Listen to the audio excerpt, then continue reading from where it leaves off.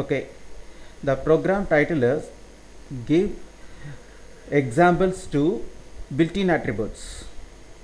built-in attributesக்கு example கொடுக்க சொல்லியிருக்காங்க. இப்போ நம்மள்ட்ட built-in attributes என்னென்ன இருக்குது அப்படின்னீங்கன்னா நம்ம இந்த ப்ரோக்ராமில் சொல்ல வர போகிறது doc, name and modules.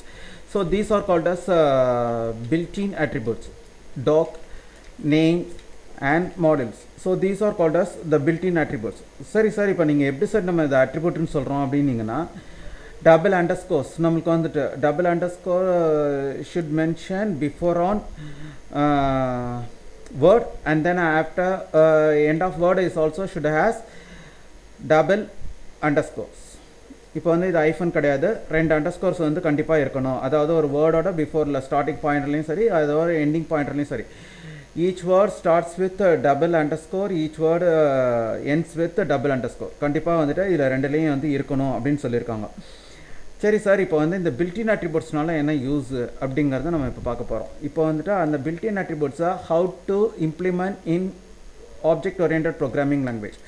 Sir, we can use this built-in attributes even in object-based programming language. In the built-in attributes, நம்ம object-based programming language-லையும் நம்மளால develop பண்ண முடியும். But here I try to develop in a object-oriented programming language. So in the object-oriented programming language, na என்னன்னா more secure data compare with object-based programming language. Object-oriented programming language more secure data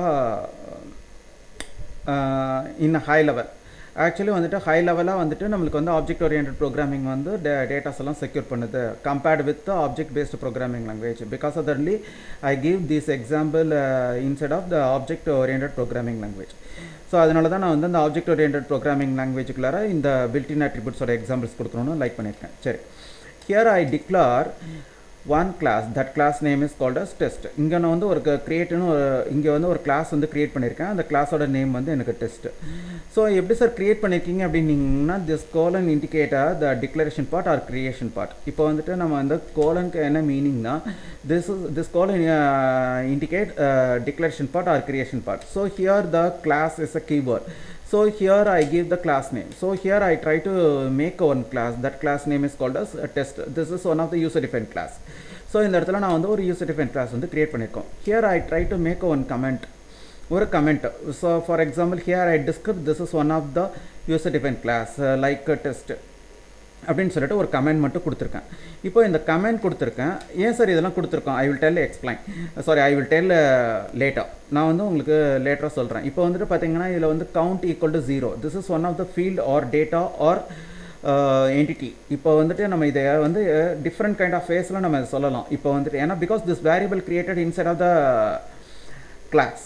இப்போ நம்ம வந்துட்டு இந்த கிளாஸுக்குள்ளார ஒரு variable create பண்ணியிருக்கோம் அப்படிங்கிற போது அந்த வேரியபிளை நம்ம என்ன சொல்லலாம்னா டேட்டான்னு சொல்லலாம், அல்லது நம்ம ஃபீல்டுன்னு சொல்லலாம், அல்லது என்டிட்டி, அல்லது member variable.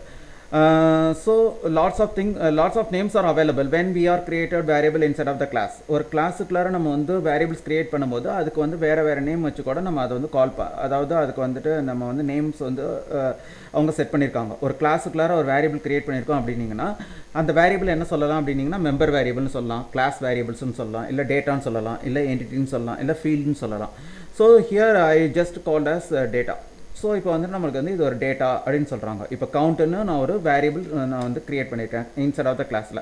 So because of that this variable I try to called as class variable or data. So அப்போ வந்து அதில் இனிஷியல் வேல்யூஸ் எவ்வளோ அலோகேட் பண்ணியிருக்கேன் அப்படின்னீங்கன்னா 0 அப்படின்னு சொல்லிட்டு நான் அலோகேட் பண்ணியிருக்கேன்.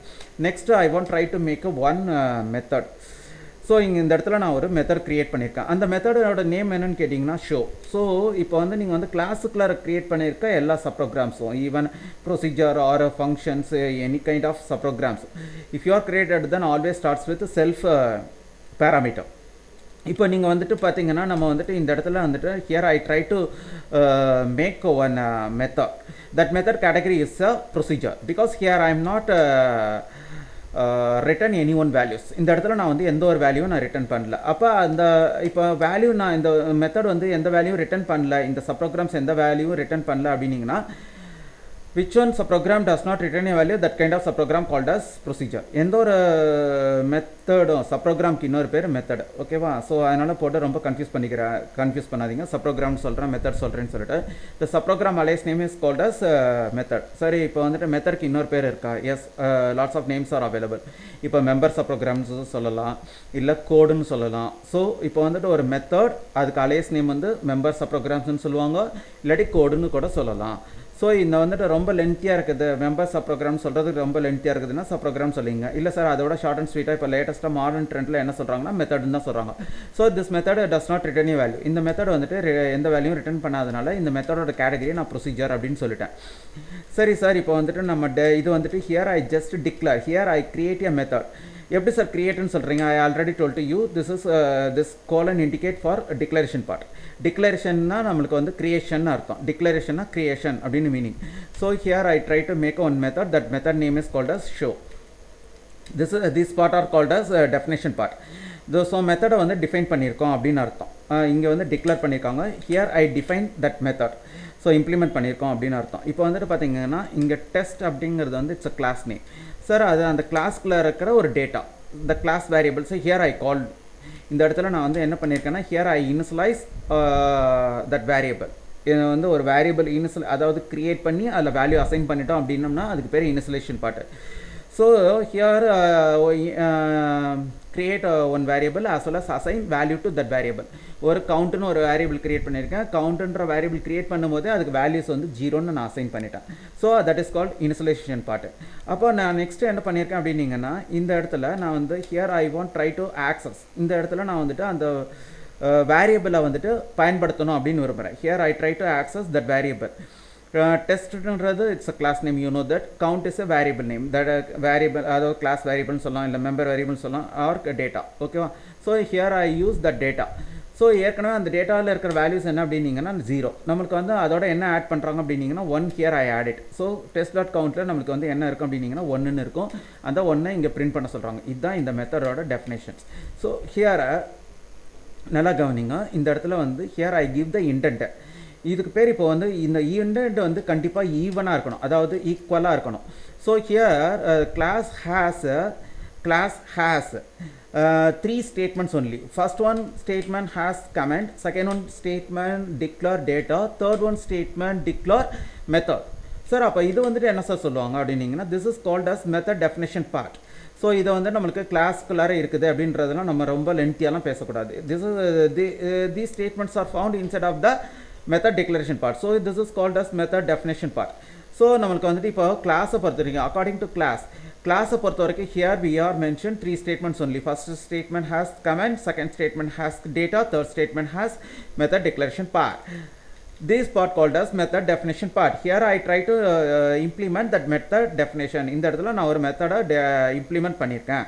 Okay sir, the class implementation part is over. இந்த இடத்துல நான் வந்து கிளாஸ் இம்ப்ளிமெண்ட் பண்ணுற பார்ட் வந்து எனக்கு கம்ப்ளீட் ஆகிடுச்சு.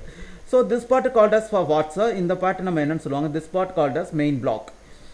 இப்போ வந்துட்டு இது வந்து மெயினில் இருக்குது. ஆக்சுவலி வந்துட்டு மெயினில் எத்தனை ஸ்டேட்மெண்ட்ஸ் சார் இருக்குது அப்படின்னீங்கன்னா, இப்போ for example I selected 7 statements, test 3 and then print is 4. Sir, not only that, class is also found in main block. கிளாஸும் வந்துட்டு நம்மளுக்கு தர மெயின் பிளாக்ல தான் இருக்குது. So here found 8 main black has 8 statements. One is class declaration part, here called here I try to access method, and then here I try to develop built-in attribute names. இந்த இடத்துல நான் வந்து ஒரு built-in attributes names வந்து நான் வந்து develop பண்ணியிருக்கேன் அப்படின்னு சொல்லியிருக்காங்க. சரி சார், ஓகே. இந்த இடத்துல நான் வந்துட்டு